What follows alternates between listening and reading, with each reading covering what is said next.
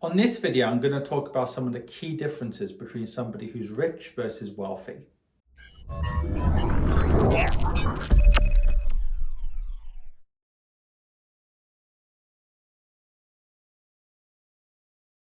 So what's the difference between someone who's rich and wealthy?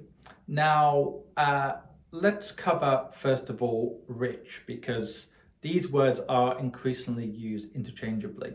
Now, imagine somebody like Mike Tyson, who's worth, well, close to zero now, I think. But at his peak, he made about $500 million or more, I think, maybe more adjusted for inflation. But he actually had a negative net worth at one stage. And he's not the only one. An estimated 78%, yes, 78%, not 7.8%, 78% of former American footballers go bust within 5 years of retirement.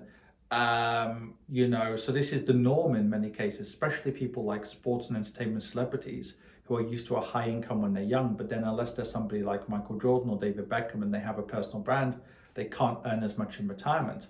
So if you're making a lot of money, if your income, if your salary is high, then yes, general society might see you as rich, especially if you're kind of driving a Lamborghini or whatever you're doing, you look flash and whatever. It's true to say general society will think you're rich. It doesn't automatically mean you're going to be wealthy, especially not in the long term if your income dips and so on and so forth. In comparison, let's say you've got a little old lady, a widow in the UK or US or whatever, in a big city, and she bought a house with her husband in the 1950s, 1960s.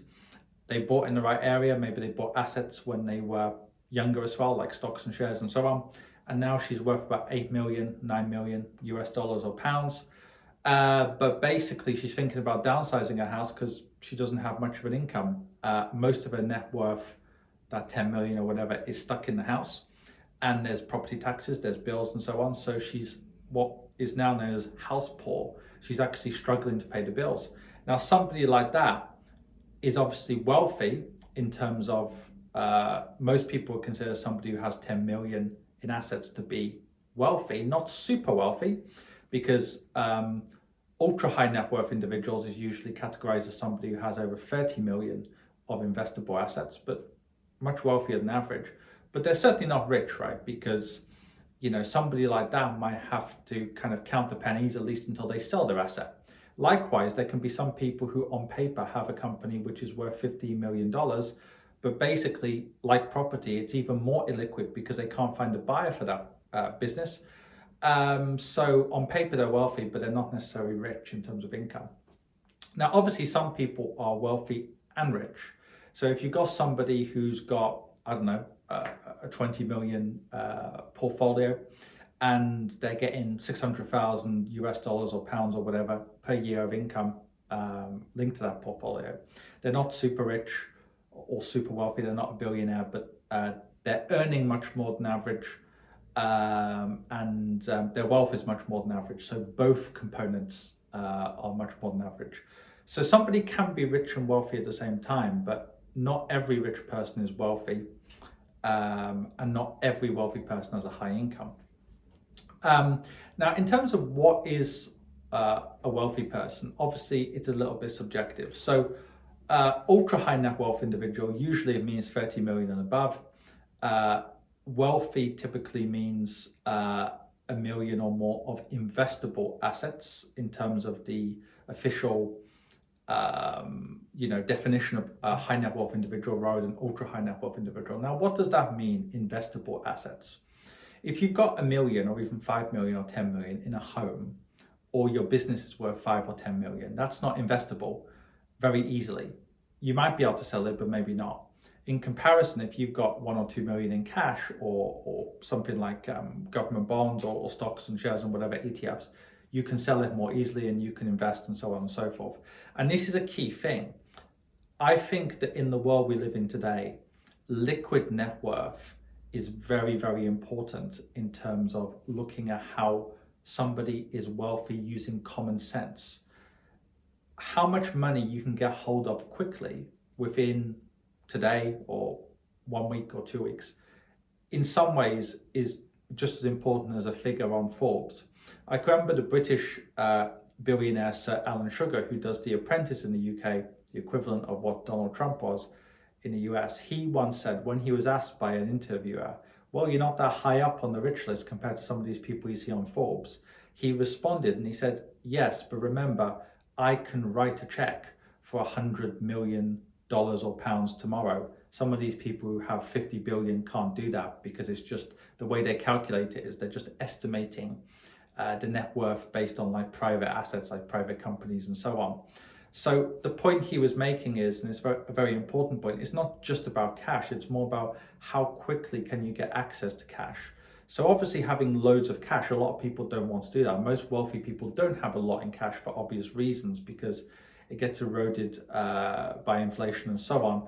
But by the same token, I know a lot of very wealthy people who actually keep a lot in assets like stocks, shares, ETFs, and so on, because they know if there's an emergency, they might have to liquidate some of that money.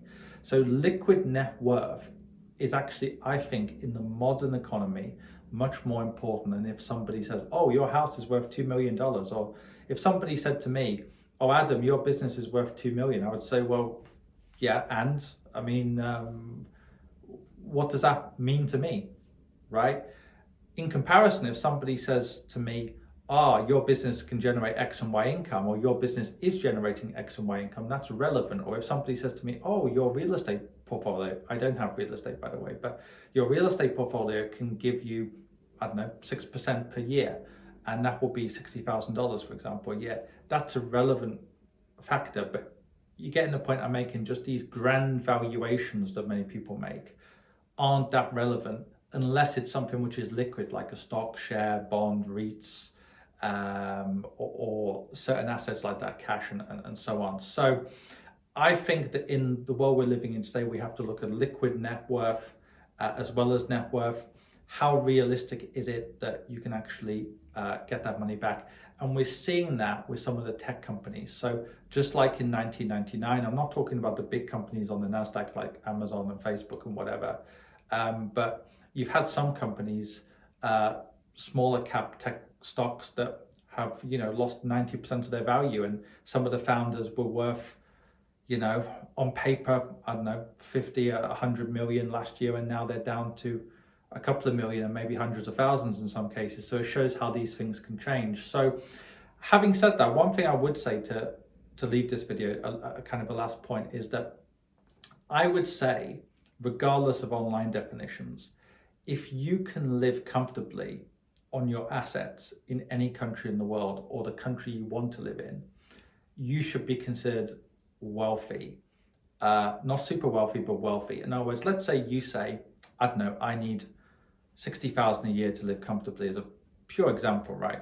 If your assets can reliably produce you $60,000 a year, and obviously you'll have to have some kind of comfort zone. You want to have some kind of room for maneuver. Ideally, you would want to have 10 or 20% above that, just in case the assets fall in value or something like that. But if your assets could produce that per year, then at the end of the day, you might not be super wealthy, but you're still wealthy. In comparison, if you need to work for money, not want to work for money, but need to work for money, you could argue that you're still not, that wealthy. So I think that's the key difference, and it's something I've noticed time and again as well. People who are sustainably wealthy can live off their assets. Some of them can live like a king, others can just live okay. But if you can do that, that's a much higher indication that you are wealthy compared to if just your income is obviously super high. Because let's face it, if you're earning $1 million a year after tax, but you're spending $1 million a year, you're no closer to wealth than, say, somebody who's on the minimum wage.